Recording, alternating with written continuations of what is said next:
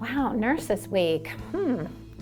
I think Nurses Week maybe is just a time to put the brakes on a little, because for my job in particular, I start at 8 o'clock and I give 100% till 6:30, and it is a long day of one problem after another.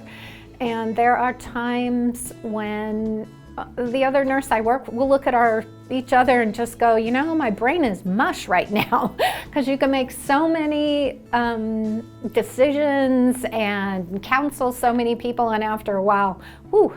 So maybe Nurses Week is just a time to stop and slow down a little and go, I don't know, you can feel like just a little tiny cog in a huge wheel, but maybe what you do is a little more important than you give yourself credit for. Yeah. Nurses are a vital part of the patient care process. We are kind of like the eyes and ears for the doctors. We spend a lot of time at the bedside with the patient. We educate the patients, we give medications, we help them understand the process of what's going on. We're also kind of like the multidisciplinary coordinator. We help to get x-rays, we help to get EKGs, respiratory therapists, things like that down into the room. So we kind of coordinate the patient care and prioritize what needs to be done first. We give medications, we help the patients, you know, move around in the room, just kind of whatever the patient needs are. And so we spend a lot of time at the bedside, and we spend probably the most time with the patient being their primary nurse, and help to communicate to the other ancillary staff and other professionals that are working with the patient what's going on with the patient.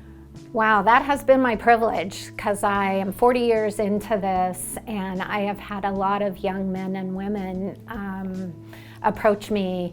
We used to have a program at the Rural Health Clinic where high school students would come and they got a chance to work in a real office. And that was super fun, because I would say of those, and I can even mention my boss, Janelyn Lawrence, what started at the RHC as a student. And I think you get exposed to healthcare and how meaningful it can be, what an impact you can make. And it really gives young people the encouragement to go into the field.